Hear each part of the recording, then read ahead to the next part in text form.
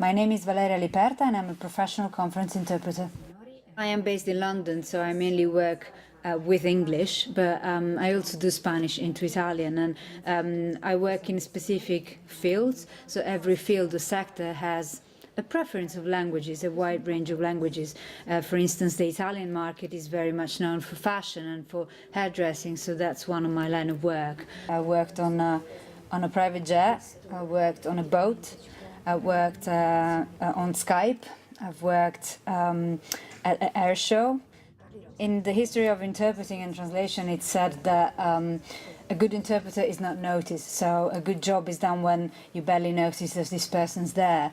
I believe that the presence of the interpreter, especially when it's a one-to-one meeting, is very crucial because the presence also ensures every party is at ease and they can communicate with trust. I think it's a sort of an underrated role that we have, because the interpreter actually is everywhere. Translation is everywhere, even if you don't know it. If you are in a meeting and they are talking about something you don't know, there's only so much you can infer. You need to have a bit of background of what is this company doing, whether a merge has been done, whether they sold a part of their company, whether someone else has been assigned or appointed as the new chairman. So you need to know a bit of context to actually make sure you understand fully what they're talking about. The important thing is to make sure that what we actually give our audience is top quality. We want to work with good conditions and good booths. So the quality of our work depends on the quality of our equipment.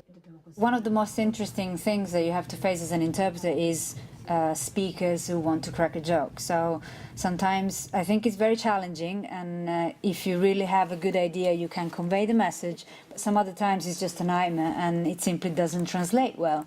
So it's a bit of a dilemma for interpreters to make sure that they come up with a good solution in the moment.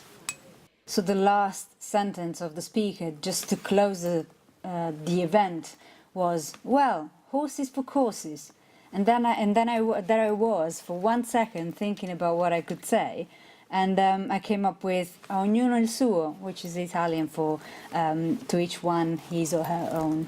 So I guess it's not a literal translation, but the important thing in interpreting is conveying the message with the same effect.